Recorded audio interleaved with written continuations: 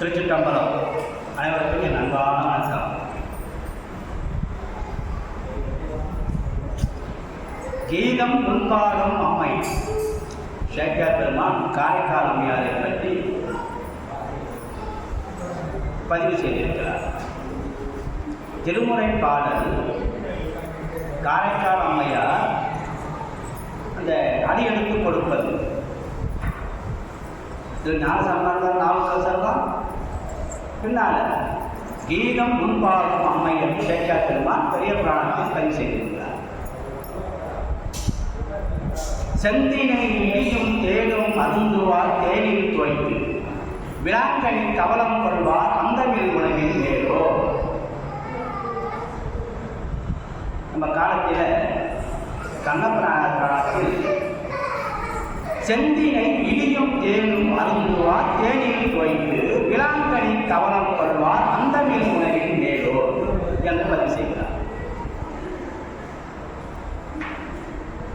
அதாவது தேனும் திணைமாவும் சொல்றோம் இல்லையா? செந்தினை இடியும் தேனும் அருந்துவார் தேனில் துவைத்து விழாக்களில் கவலம் கொள்வார் அந்தமில் உணவின் மேலோ. நம்ம கண்ணப்பனார் காலத்தில் சேக்கியார் பெருமான் அந்த பாடல் வரிகளில் இருக்கிற அந்த பக்குவத்தை நம்ம பொருள் புரிந்து செயல்பட வேண்டும். ஒரு அன்பு பற்றி சொல்லுதுன்னா அதே கண்ணப்பனார் காலத்தில், அதாவது பெரிய அன்பில் வரகுண பாண்டியன் சொல்றது இல்லையா? ஒரு வேப்பம் பழம் பழுகிற காலம், மழை பெய்ததுன்னா அந்த வேப்ப மரமெல்லாம் கீழே உதிர்ந்து கீழே கொஞ்சம் அந்த களிமண் பகுதியாக இருந்தால் அப்படியே செங்குத்தாக விழும்போது அது சிவலிங்கமாக தெரிகிறது வரகுண பாண்டியனுக்கு. வேப்ப மரம் விழுந்துதானாக்கா அந்த பூமியில் அப்படியே விழும்போது அது செங்குத்தாக விழுந்தால் அது அப்படியே பாதி அந்த களிமண்ணில் புதைந்து நிற்கும், மேலே பாதி நிற்கும் அந்த வேப்ப மரம். அது சிவலிங்கமாக தெரிந்தது வரகுண பாண்டியனுக்கு, மன்னனுக்கு. நாட்டை அரசாட்சி செய்யும் அரசர்கள் அந்த ஒரு பக்குவத்தில் வாழ்ந்திருக்கிறார்கள்.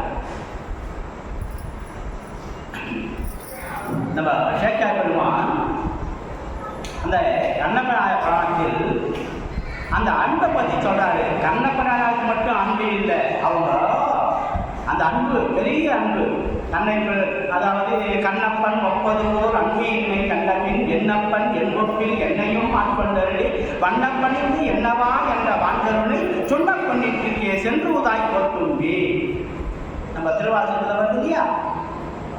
கண்ணப்பனுடைய அன்பு எவ்வளவு பெரிய அன்பு என்று மாணிக்க வாசகர் பதிவு செய்கிறார் இல்லையா?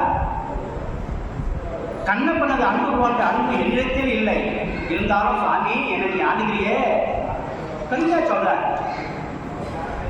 பொருட்பற்றி செய்கின்ற பூசணைகள் போர் விளங்க செருப்புற்ற சீரடி வாய்க்கரசம் ஊனமுதம் விருப்புற்று வேடனால் செருவறிய மெய்குடியிருந்து அங்கு அருட்பற்று நின்றவா தோல் நோக்கம் ஆடாமோ. திருவாசகத்துல பொருட்பற்றி செய்கின்ற பூசணைகள் போர் விளங்க செருப்புற்ற சீரடி வாய்க்கரசம் ஊனமுதம். அந்த விருப்பமோடு செய்யும் சிவ வழிபாடு மனசு ஒத்து செய்யும் போது அந்த பொன்மகளை ஆற்றுக்கு தண்ணியை கொண்டு போறார், வாயில கொண்டு போறார். வாய்க்கரசன் என்று சொல்கிறார் மாணிக்க வாசகர். ஒரு 100 ml அவள் தானே முடியும் வாயில் எடுத்து போனா, இல்லை 150 அதிகப்படியாக எடுத்துமா 150 ml அவள் தான் முடியும். சிவபூஜை செய்வதற்கு குடும்பி தேவை ஏற்றினாரே காலத்தில். அந்த கண்ணப்பனாருடைய அன்பு எவ்வளவு பெரிய அன்பு! அந்த பூவை கொண்டு தலையில் ஜொலிக்கு போறாரு. அந்த கண்ணப்பனாருடைய அன்பு எப்படிப்பட்ட அன்பு என்று சேக்கியார் பெருமான் அந்த கண்ணப்பனார் புராணத்தில் பதிவு செய்ய இன்னொரு பாடல்ல அந்த கண்ணப்பனாருடைய அப்பா நாதன் தத்தை பரிமுடை தந்தை கண்டு பைந்தடை கை கொண்டு வச்ச வருங்குடி முத்தம் அந்தாய் வாய் முத்தம் கொள்ளமாற்றி. இந்த தமிழில் ஒரு சில வார்த்தைகள்லாம் கொஞ்சம் ஆழமாக சிந்திச்சாதான் நமக்கு பொருள் புரியும். இல்லை அது சம்பந்தப்பட்ட விளக்குவரை சொல்றவங்ககிட்ட கேட்டு தெரிஞ்சுக்கணும். பாருங்க, அந்த காட்டில் வந்து அதாவது உடுப்பூர் என்ற கிராமம். அப்போ கண்ணப்பனார் வந்து காலத்தில் வரல, சின்ன குழந்தை தென்னனா நல்லா திம்முன்னு பிறந்தார் இல்லையா. உடுப்பூர் நம்ம பகுதி தான். இந்த தொண்டை மண்டலத்தில் பத்தப்ப நாடு உடுப்பூர் என்ற கிராமம். அப்போ 40 கிலோமீட்டர் நம்ம இந்த பக்கம் இருக்கிறோம்னா 40 கிலோமீட்டர் அப்படி காலத்தில் இருந்து உடுப்பூர் என்ற கிராமம். அந்த கிராமத்தில் அந்த தென்னனார் பிறந்து ஒரு 3 வயது குழந்தை, எப்படி ஞானசம்பந்த குழந்தை தோளுடைய செட்டியன் குழந்தை பாடிச்சு, அது போல 3 வயதில் அந்த கண்ணப்பனார் புலியின் வாயில கையை விடுறாரு. ஏன்னா இந்த வேடுவர்கள் எல்லாம் வந்து நாய் வளர்ப்பாங்க. அந்த வேடுவருக்கு துணையாக இந்த ஆடு மேய்க்கிறவங்க எல்லாம் நாய் வளர்ப்பாங்க. ஏன் வளர்க்குறாங்கன்னா அந்த ஆட்டு மந்தையை வழி நடத்துவதற்கு. ஒரு 100 ஆடுக்குன்னா 100 ஆடு பக்கம் பக்கமாக ஓசனா இப்படியும் அப்படியும் ஓசனா அவனால் மேய்க்க முடியாது. அதை ஒழுங்கு பண்ணும் அந்த நாய். 2 நாய் இப்படி போகும், 2 நாய் அப்படி போகும். அதை ஒழுங்கு பண்ணி கொண்டு போகும் அந்த ஆடுங்களை. அந்த ஆடு மேய்க்கிறவங்க அந்த மாதிரி வந்து நாயும் கூட வளர்ப்பாங்க. அது போல அந்த உடுப்பூரில் கண்ணப்பனாருடைய அப்பா நாகன் எப்படி வருது, அந்த நமக்கெல்லாம் வந்து குழந்தைகள் தப்பு பண்ணா நம்ம என்ன பண்றோம், குச்சியை கொண்டு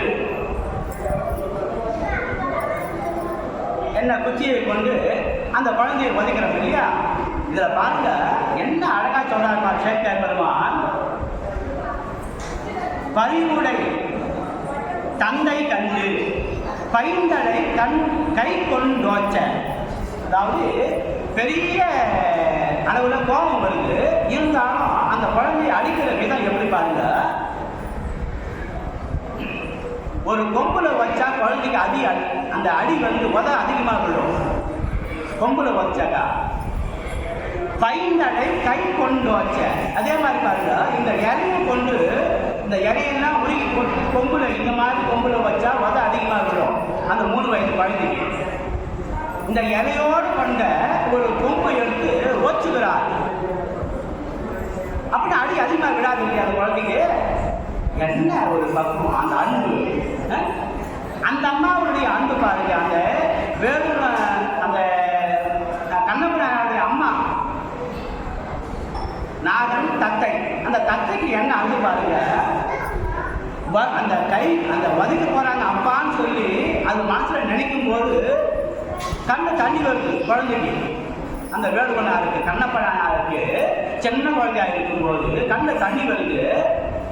அப்படியே துளி துளியா வருதா. வருந்துளி முத்தம் வந்தாய் வாய் முத்தம் கொள்ள மாற்றி.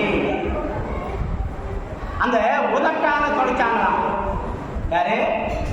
தத்தை.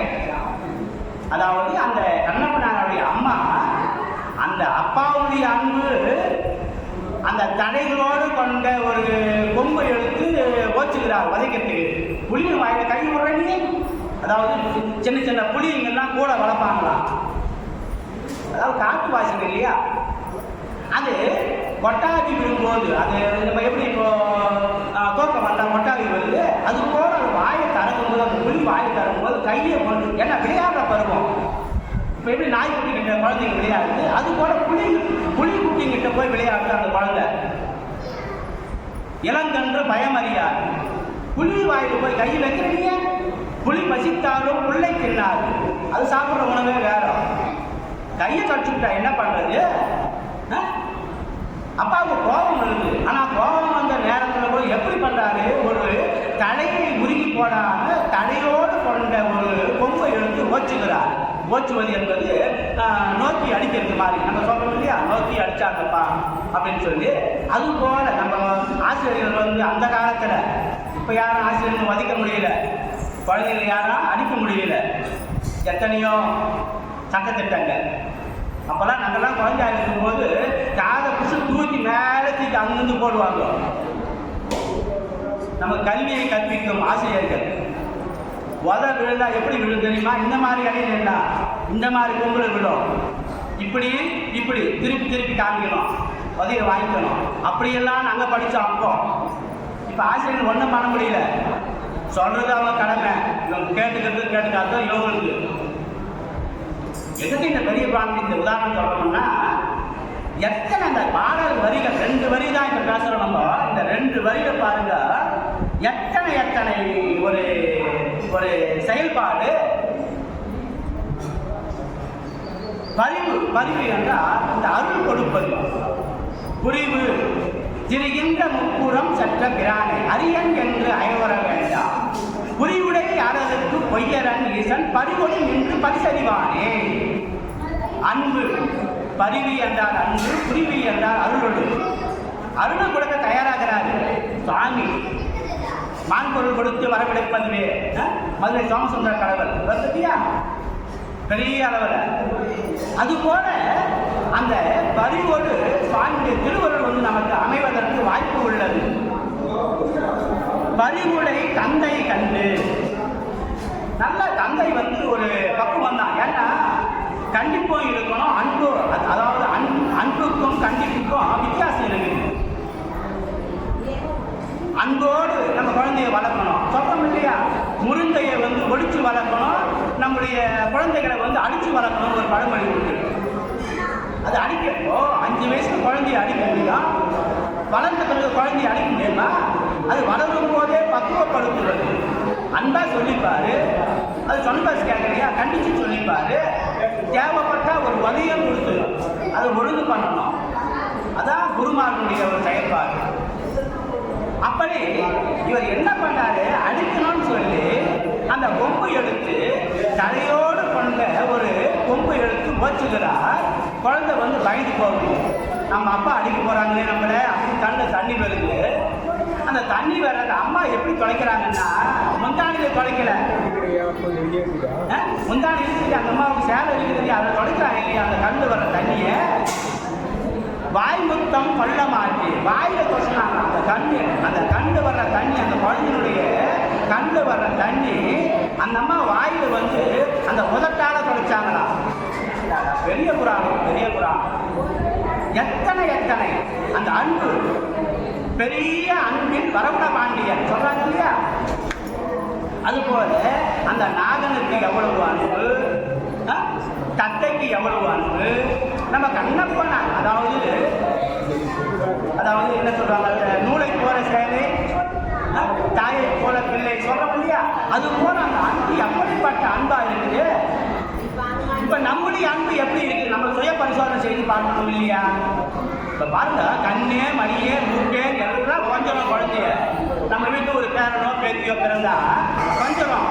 ஆனா தொலைக்காட்சி விளம்பரத்துல காண்கிற சோப்பு ஷாம்பெல்லாம் போட்டு கசக்கிறமே தலையில 80 டிகிரி தண்ணியை காய்ச்சி 80 டிகிரி தண்ணியை காய்ச்சி அதுக்கு கொதிக்க ஊத்துறமே, எவ்வளவு பெரிய ஒரு சொந்தமான செயல்பாடு.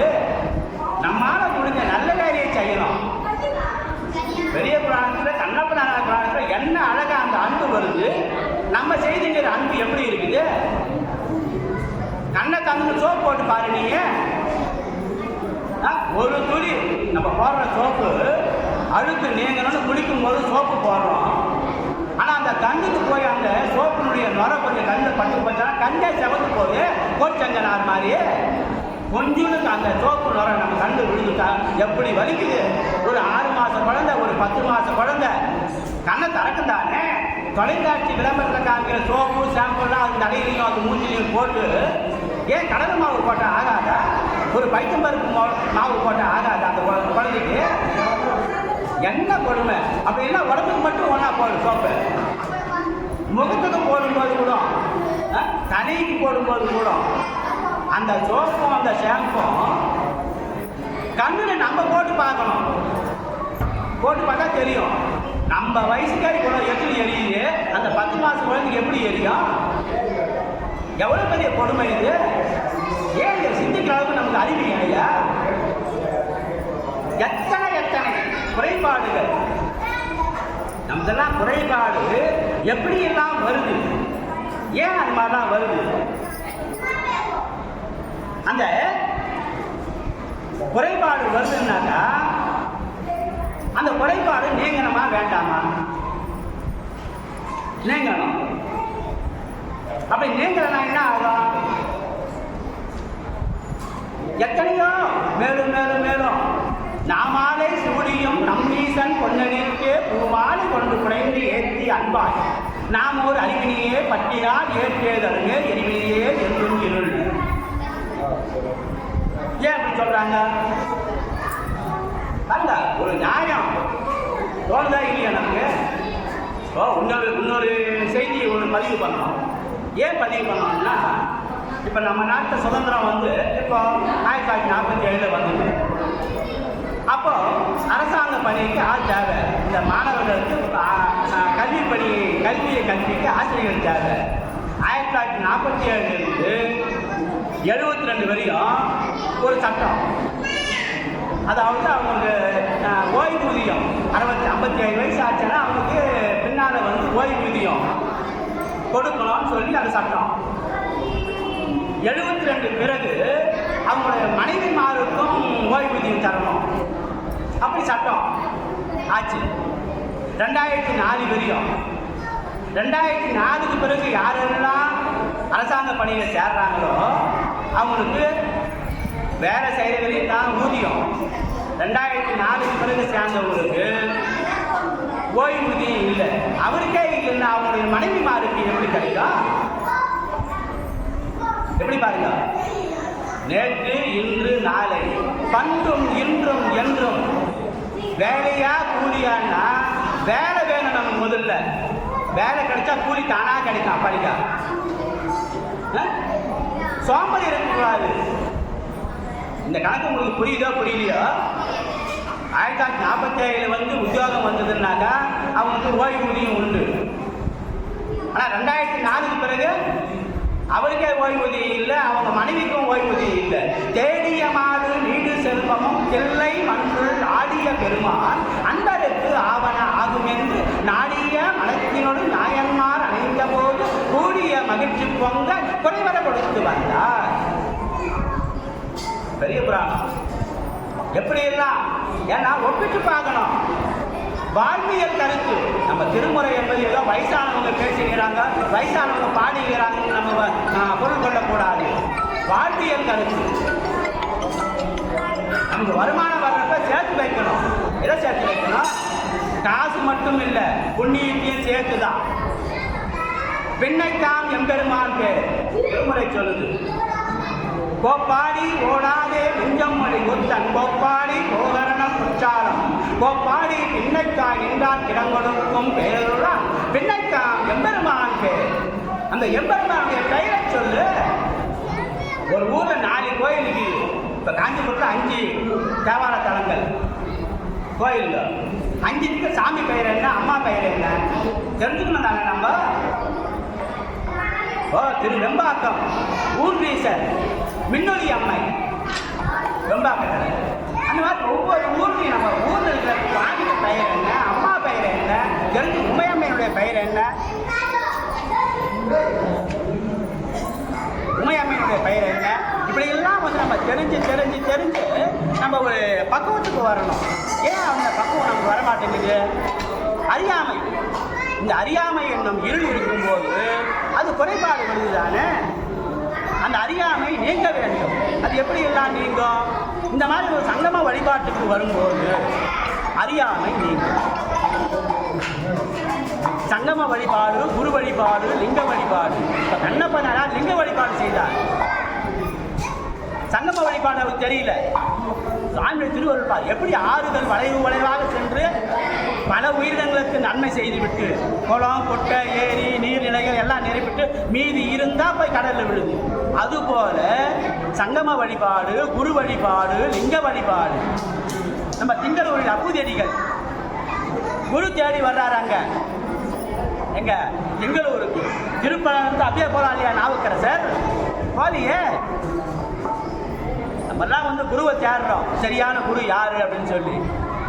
ஆனால் செங்கலூருக்கு அவர் வர்றாரு நாவுக்கரசர். எத்தனை திருமுறையில் அந்த உதாரணங்கள். சங்கம வழி இது ரொம்ப எளிது. பூவோடு சேர்ந்த நாரும் மணக்கம் என்பது போல இது ரொம்ப எளிமையான ஒரு வழிபாடு, சங்கம வழிபாடு. தீதிலா திரு தொண்டை தொகை தர போதுவா அவர் மேல் என் மனம் போக்கிடச் செய்தார். ஏன்னா சுந்தரர் வந்து இந்த மண்ணு மேலே வந்து பிறக்க செய்தார்னா சுவாமி திருவருள். சுந்தரர் விரண்மண்டனாயா இந்த வரலாறுலாம் போய் பெருசாக போகும். இதெல்லாம் வந்து அந்த அடியார் கூட்டத்தினுடைய நட்பு எப்படியெல்லாம் வந்து அமைஞ்சா நமக்கு நல்லதுன்னு சொல்லி நம்ம அதனால தான் பாருங்க, ஏது ஒன்றும் அறிவிலராயினும் ஓதி ஐந்தெழுத்தை உணர்வார்க்கு வேதமின்றி அவரவர் உள்ளத்தே மாதும் தாமும் மகிழ்வார் திருமாற்பேராரே. நம்ம காஞ்சிபுரத்துக்கு பக்கத்தில் நாவுக்கரசர் ஐயா சொன்னாங்க இல்லையா, நாக்குக்கு அணிகலன் போடணுமா, காதுக்கு கம்பல் போடுறோம், மூக்குக்கு மூக்குத்தி போடுறோம், காலுக்கு கால் செயின் போடுறோம், எல்லாம் போடுறோம். நாக்குக்கு என்ன போடுறோம்? பூவினு கருங்கலம் பொங்கு தாமரை, ஆவினு கருங்கலம் அரண் அஞ்சாடுதல், கோவினு கருங்கலம் கோட்டம் இல்லது, நாவினு கருங்கலம் நமசிவாயவே. 5 எழுத்த சொல்லணும், 5 எழுத்த சொல்லணும். நம்ம செய்ய வேண்டிய வேலையை ஒழுங்காக செய்யாதனாலதான் தேவையில்லாத பேசுதுங்க. எப்படி ஒரு சிவனடியார் நட்பு வாழ்ந்தா சிவனடியாராக வாழணும், செத்தாலும் சிவனடியார் சாகணும். அதானே இதில் என்ன ஒரு இது இருக்குது, ஒரு செயல்பாடு. சிவனடியார்னா ஒரு என்ன சொல்ல, இப்போ சக்தி நாராயணனை பற்றி ஐயா சொன்னாங்க, எவ்வளோ அழகாக சொன்னான்னு பாருங்க. தண்டாயுதத்தில் புஷி இழுத்தாராம், அது ஒரு கொரடா மாதிரி. நாங்கள் எவ்வளோ அதிகமாக இழுக்க முடியுமோ அந்த கொரடாவில் புஷின்னு அமைச்சிக்கின்னு ஒட்டா அட்டுட்டா அப்படியா சக்தி நாயனார். 63 நாயன்மாரில் ஒரு நாயன்மார் சிவ வழிபாட்டுக்கு புறம்பாக பேசுகிறேன் நீங்கள். அதெல்லாம் நல்லா கவனிக்கணும். ஏன்னா மடத்துக்கு வந்தா ஞானசம்பந்த திருமணத்துக்கு வந்தவனா எதையோ பேசி நம்முடைய காலத்தையும் நேரத்தையும் வீணாக்கக்கூடாது. அப்பியம் பேசி அறம் கடன் இல்லைன்னு வேண்டாம். நம்முடைய அறம் கிடைக்கிறதுக்கு இருக்குது. 1 கிலோ வருதுன்னா அறம், அது ஏன் 3/4 கிலோ வாங்கிக்கிறது? அவங்க சைஸை பாவத்தில் ஏன் நம்ம பங்கு எடுத்துக்கணும்? நம்ம சுமக்க வேண்டி நிற்கிது, அதுவே சுமக்க முடியாத சமங்கங்க. அதனால்தான் கூடி இருந்து பிற செய்யும் குற்றங்கள் நாடி தம் குற்றங்கள் நாடாது, வாடி இருந்து வடகையிலே ஏத்தாதே வாழ்ந்திடுவான் வேண்டி அடகு கையில் ஆரமுதை விட்டு. நம்ம நக்கீர தேவனாயார் கைலை பாதி காலத்தி பாதி நம்ம காலத்தில் பாடுறாரு. என்ன பாடுறாரு? அதெல்லாம் பொருள் புரிஞ்சுக்கணும். நம்ம இல்லை சொல்லும் போது சொல்றவங்க பேசினா கேட்கணும். 4 பேர் சொன்னதை கேட்கணும். திரு ஞானசம்பந்தர், திரு நாவுக்கரசர், சுந்தரமூர்த்தி சாமிகள், மாணிக்க வாசகர் சொன்னதை கேட்டா நம்ம வளர முடியும். நம்முடைய சந்ததிகளும் வளரும், மேலும் மேலும் வளரும். திருமுறை ஏன்னா தேவையில்லாதெல்லாம் பேசியிருந்தாங்க என்ன ஆகும்? அப்பியம் பேசி அறம் கடன் இல்லைன்னு. அப்பியம் பேசக்கூடாது. தேவையில்லாத எதுக்கு பேசணும்? நம்முடைய அறம் கூடியிருந்து பிற செய்யும் குற்றங்கள் நாடி தம் குற்றங்கள் நாடாது, பாடியிருந்து வடகையிலே ஏற்றாதே வாழ்ந்திடுவான் வேண்டி அடகு கையில் ஆரமுதை விட்டு. ஒரு கல்யாணத்துக்கு போகிறோம், நல்ல அறுசுவை உணவு போடுறாங்க, எல்லாத்தையும் அப்படி ஓரமாக தள்ளிவிட்டு அந்த இலையை சாப்பிட்ட மாதிரிட்டார் அவர். இன்னும் இதுக்கு மேலே என்ன சொல்லணும்? அடியில் இருக்கிற வாழை இலையோ நாளை இலையோ மந்தார் இலையோ சாப்பிட்ட மாதிரியா? இதுக்கு மேலே என்ன சொல்லணும்? கூடியிருந்து பிற செய்யும் குற்றங்கள் நாடி. அவங்க அப்படி இவங்க இப்படி ஊரு கதையை பேசுகிறேன். கூடியிருந்து பிற செய்யும் குற்றங்கள் நாடி தம் குற்றங்கள் நாடாது. நம்முடைய மனது எந்த அலைவரிசையில் இயக்கம் கொண்டுள்ளது அதை நல்லா கவனிக்கணும். நம்முடைய மனது எந்த அலைவரிசையில் இயக்கம் கொண்டுள்ளது? ஏன்னா ஒவ்வொரு செயல்பாட்டுக்கும் காரணமே நம்முடைய மனதில் எழும் எண்ணங்கள் தான்.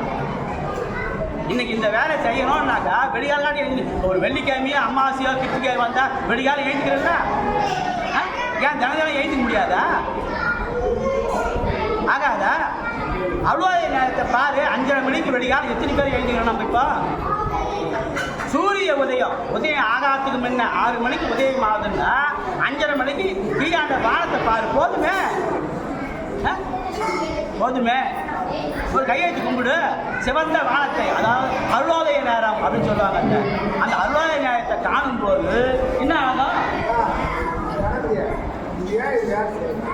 அந்த அருளோதய நேரத்தை காணுவது என்பது சிறப்புடையது. 3ஆம் பிறையை பார்ப்பது, இதெல்லாம் வந்து மிக மிக எளிமையான ஒரு வழிபாடு.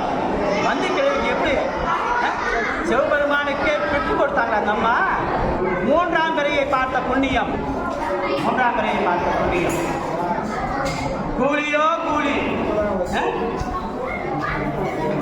எப்படி முதல்ல கேட்கிறாரு. ஆனா அந்த ஆளுக்கு என்ன ஆச்சு? முதல்ல கூலி கஷ்ட பூஜை கஷ்ட, அது இப்பதான் மண்வெட்டி, பழைய மண்வெட்டி வேலை செஞ்சாரு. நமக்கு வேலை வேணும். முதல்ல வேலை இருந்தா கூலி தானா கிடைக்கும். அது போல கடியாந்த படிகாடி கவனியன் சம்பந்தன் சொல் மடியாது சொல்ல வல்லார் இல்லையாம் மறுகிறக்கு. மடியக்கூடாது, சோம்பலே இருக்கக்கூடாது. திருமுறைக்கு சோம்பல் பாருங்க. இதை காதல கேட்கறவங்க இன்னும் 4 பேருக்கு சொல்லணும். வெளியார் 5 மணிக்கு எழுந்துங்க.